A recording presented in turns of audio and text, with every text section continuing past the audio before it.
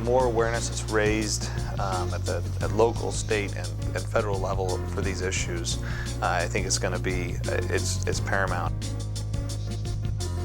Most people that decide to work with their local, state, and federal representatives find them to be very willing to listen. They also find them to be very busy people. I think that it's important to let them know where indoor air quality and these issues that affect homeowners as far as mold contamination rank in our list of priorities, because they're there representing us. The politicians want to try to treat this similarly to the way they've treated other environmental contaminants in the past. You know, hey, let's send some money to EPA and they can set the standards, and EPA can deal with the states, and each state Department of Health can adhere to the EPA standards, and we can certify people and test to these standards. But, you know, since you can't set that standard for mold, you know, where do you go to enforce those regulations? So it's a much larger gray area, and politicians are just beginning to understand that you can't just set a numerical standard for this type of thing and you know, be successful in regulating it similarly to the way they've regulated chemical compounds in the past. Our government has a responsibility to, you know, provide good information.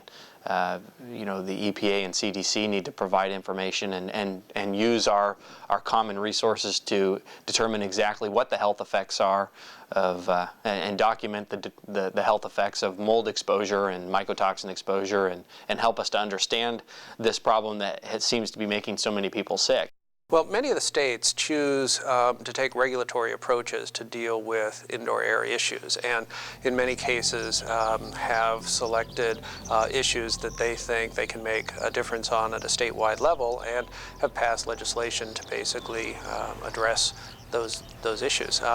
We at the federal level really have just an information role, and so we're not really in a position to establish regulations or mandates, and so we advise, we provide guidance. Many of the states take guidance that we develop and tailor it to their particular states, and they then in turn try to get information out that's relevant to their particular constituents within their states. Through the Environmental Protection Agency, there's a lot of education going out to schools and administrators as a whole to be able to make improvements on their own. But without the funding, it's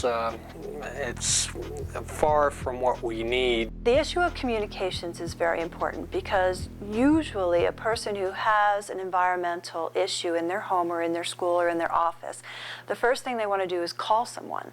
So what you would hope is that the person on the other end of that telephone can at least guide them to the proper office that they should speak to. This is a phenomenon that snuck up on us. I don't think the federal government was ready for this.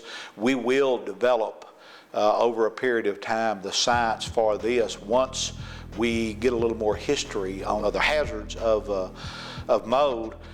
I think people find that when they go to work with an issue that they're discouraged with how slow the process turns, but yet getting the process moving in a certain direction, there's a lot of momentum that goes with that. You don't want to get ahead of the science, and I think the bill in California is well written in that it's really requesting science first, and then if the science in fact shows that there is a problem, then regulation would follow, and that makes sense. What California now requires is that the State Department of Health Services, which has jurisdiction on exposures, public health exposure levels, is now embarking upon developing the standards of exposure in attempting to measure which levels of exposure are harmful or not.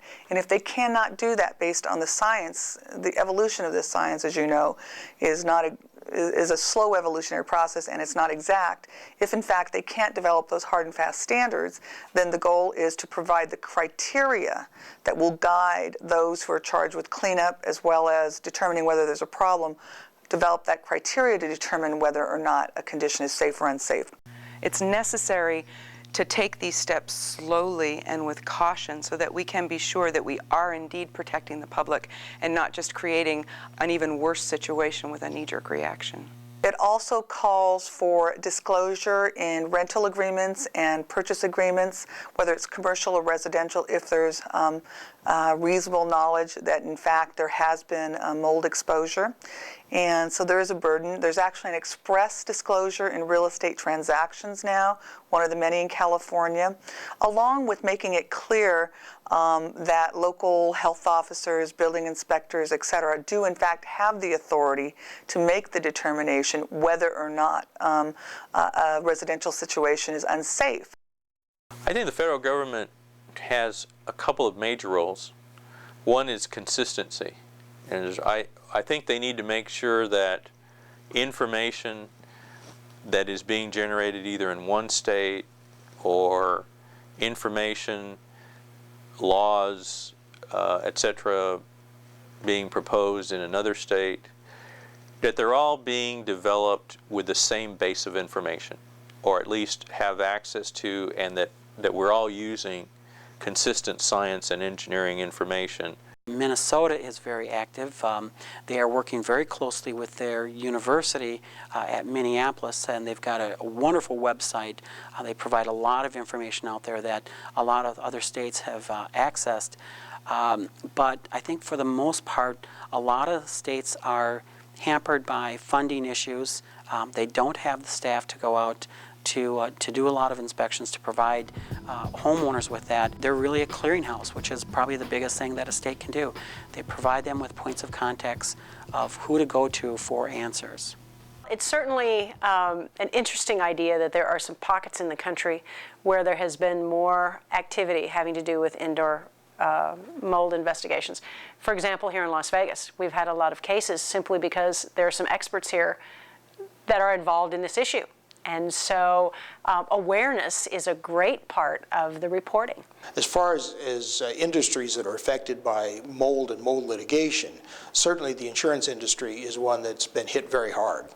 I think that manufacturers of housing are also getting very concerned about liability, and contractors are worrying about faulty construction.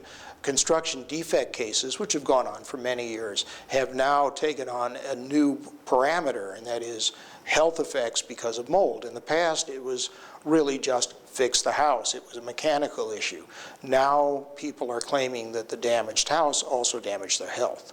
I believe there is a legislative solution to how many legal cases are brought upon people who offer disclosure. People tend to hide things if they think they're going to get sued over the matter. I deal particularly in the lead-based paint world, and there is a disclosure form that is given to anyone that is selling a pre-78 home. The fact that their home may contain lead, may not, or they don't know, is perfectly legal.